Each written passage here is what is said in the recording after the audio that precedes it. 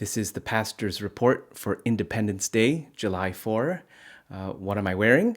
I'm wearing my Team USA hockey jersey, circa 1998. Yes, I've had this for that long.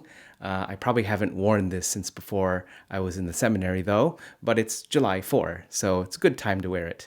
And now it's too hot to wear it, so I'm going to take this off. Okay, there are fireworks going on outside as I'm filming this, so I'll try not to get distracted. But it is Independence Day, of course. In the bulletin article this weekend, I shared with you a copy of a beautiful prayer for our country. It was composed by Archbishop John Carroll of Baltimore in 1791. Baltimore is one of the first or one of the original dioceses in the United States. So there's lots of American Catholic history there in Baltimore. And Archbishop Carroll was actually the first bishop appointed to the United States and was the first in America to become an archbishop. He's also the cousin of Charles Carroll of Maryland, one of the signers of the Declaration of Independence, and I think the only Catholic who signed the Declaration of Independence. So I encourage you to pray that this weekend, this prayer, our country certainly needs our prayers, so let's persevere in doing that. I want to start off today by talking about last Tuesday. The priests of the Archdiocese had a Zoom meeting with Archbishop Vigneron so that they could talk to us about the families of parishes. Now, not much was really revealed to us. Essentially, the committees are still discussing things and are not ready to share too much with us. They did go over some of the structural things that they envisioned.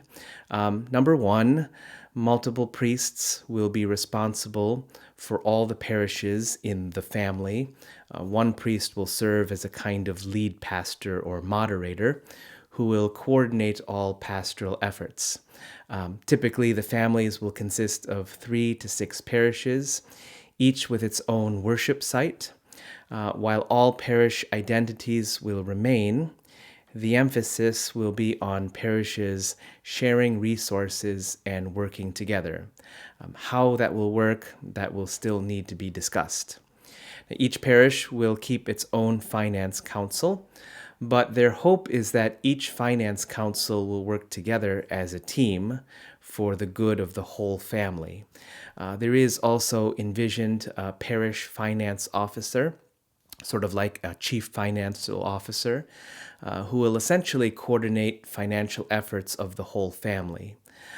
Likewise, each parish will also keep its own parish council, but similarly, each parish council will work as a team for the good of the whole family.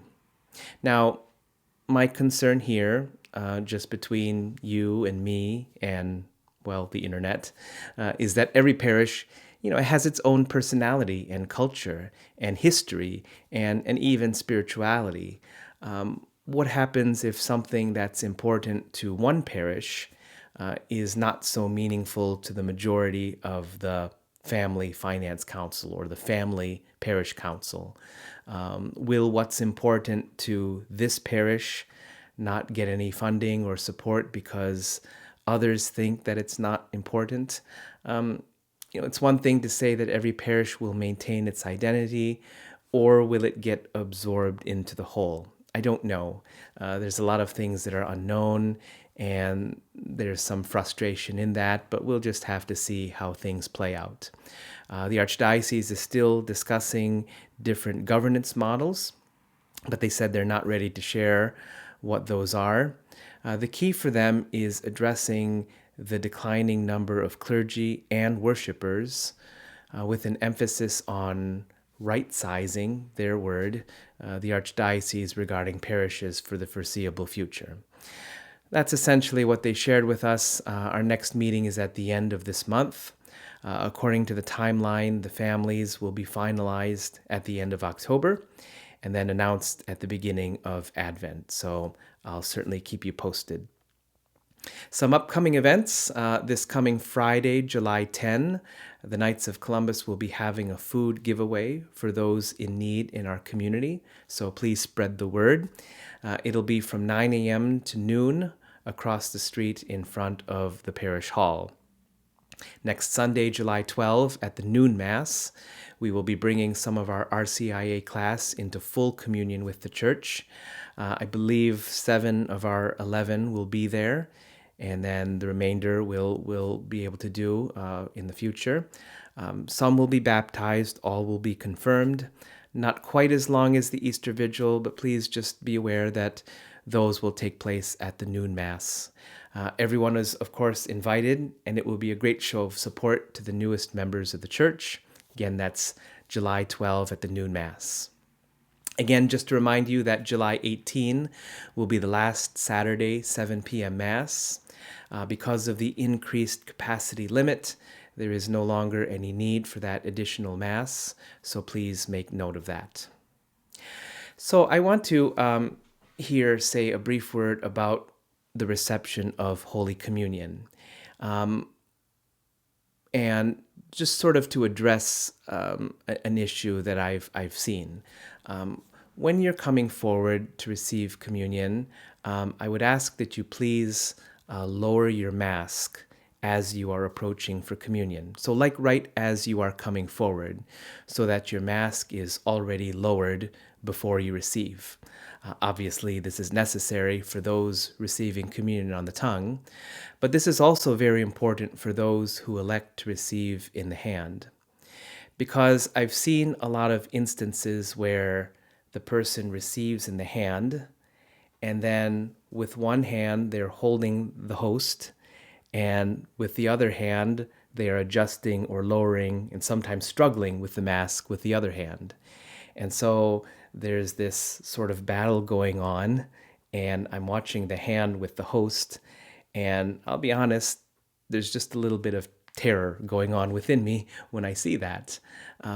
Because when you receive Holy Communion, it's important to consume it right away. And too much can happen, and does happen, when a person is just holding on to the host. I know the masks are, let's just call it what they are. They're kind of a nuisance. I know for myself, I don't know if I'll ever get used to them. Hopefully won't have to get used to them. But at all times, we need to remember reverence for the Blessed Sacrament. It is the body of Christ. And we need to be very reverent, very careful in how we approach the Blessed Sacrament. As a priest, I am a guardian of the Blessed Sacrament. It is for me to always encourage reverence towards the Blessed Sacrament. And so that's just an issue that I've seen. And so please try to remember to lower your mask before approaching Holy Communion. Lastly, I want to thank you for your prayers. I made it through my final exam last Monday. And by made it, I mean that I didn't, burst into flames or anything like that. There was one question that I didn't get on the different interpretations or the different types of authentic interpretations of a law. Canon 16, if you're looking that up at home. Laws are interpreted, of course, by the legislator, the one who issues the law, and anyone to whom the legislator gives the faculty to interpret. And there are different forms by which a law can be interpreted, and depending on how it is interpreted, it has various levels of binding force. That's okay, I didn't get it either, so I missed that one. But the rest of them, I think I did all right. I haven't received my grade yet, so hopefully I'll get that soon, but for now they're letting me take the next 2 classes, so it must have done okay. This month, July, I'm taking another 2 classes, Sacramental Law, which covers the laws that deal with the sacraments, other than marriage and holy orders. And the other class is on the Sacrament of Matrimony, which is its own class.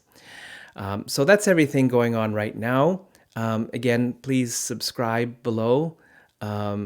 Smash that subscribe button down below. I've been watching a lot of YouTube videos lately, and I'm trying to pick up on the lingo. But do subscribe to our YouTube channel so you can continue to get these videos. And again, let's commit to praying for each other this week. God bless you.